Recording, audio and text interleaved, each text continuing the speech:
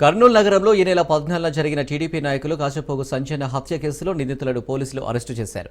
రెండు కుటుంబాల మధ్య గొడవల ఈ హత్యకు కారణంగా ప్రాథమిక విచారణలో తెలిసిందని జిల్లా ఎస్పీ విక్రాంత్ పాటిల్ మీడియాకు తెలిపారు. సంజయ్ హత్య కేసులో వడ్డే అంజితో పాటు తన ముగ్గురు కుమారులు, మరో వ్యక్తి కత్తులు, పిడిబాగులు, వేట కొడవళ్లతో ఈ హత్య చేశారన్నారు. నగరంలో రౌడీ షీటర్ల కదలికలపై ప్రత్యేక దృష్టి పెట్టినట్టు ఎస్పీ తెలిపారు.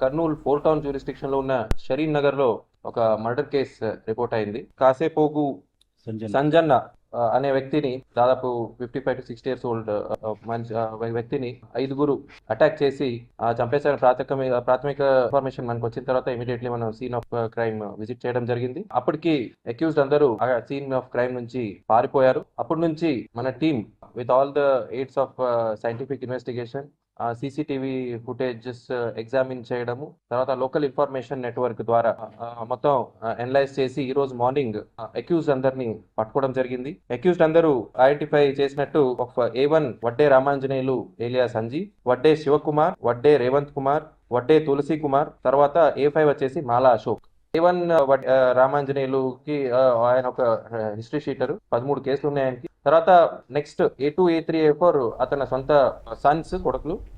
So A1